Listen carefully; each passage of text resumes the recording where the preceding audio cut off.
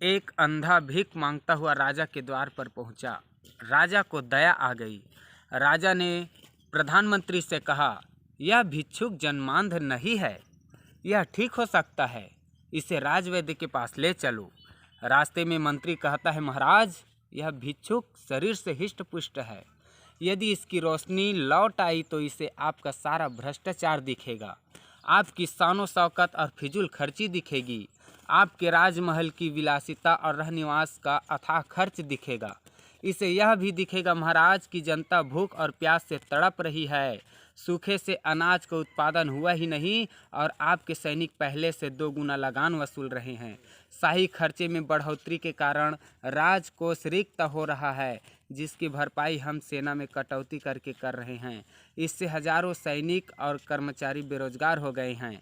ठीक होने पर यह भी औरों की तरह ही रोजगार की मांग करेगा और आपका ही विरोधी बन जाएगा। महाराज, मेरी मानिए तो यह आपसे मात्र 2 वक्त का भोजन ही तो मांगता है। महाराज, इसे आप राजमहल में बैठाकर मुफ्त में सुबह शाम भोजन कराइए और दिन भर इसे घूमने के लिए छोड़ दीजिए। यह पूरे राज्य में आपका गुणगान करता फिरेगा कि राजा बहुत न्यायी हैं, बहुत ही दयावान और परोपकारी है। इस तरह मुफ्त में खिलाने से आपका संकट कम होगा और आप लंबे समय तक शासन कर सकेंगे। महाराज, राजा को यह बात समझ में आ गई।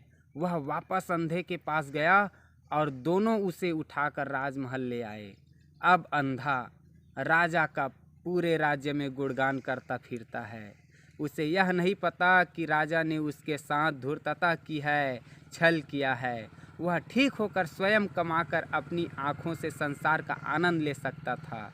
यही हाल सरकारें करती है, हमें मुफ्त का लालच देती हैं, किंतु आँखों की रोशनी, अच्छी शिक्षा व रोजगार नहीं देती, जिससे कि हम उनका भ्रष्टाचार देख पाएँ, उनकी फिजूल खर्ची, गुंडागर्दी देख पाएँ, उनका शोषण और अन्याय देख पाएँ और हम अंधे की तरह उनका गुणगान करते रहें कि राजा मुफ्त में सबको सामान देते हैं। हम यह नहीं सोचते कि हमें अच्छी शिक्षा और रोजगार सरकार दें तो हमें उनकी खैरात की ज़रूरत ना होगी, हम स्वतः ही सब कुछ खरीद सकते हैं। ज़रा सोचिए, चुनाव में अगर कोई वोट के लिए साड़ी का प्रलोभन दे और हम वह साड़ी रख लें तो हमारी क्या इज्जत रह जाएगी।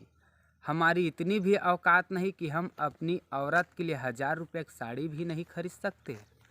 पर हम सभी अंधे जो ठहरे, केवल मुफ्त की चीज़ें ही हमें दिखती है। जागो बहुजन जागो। जय भीम, जय भारत, जय संविधान।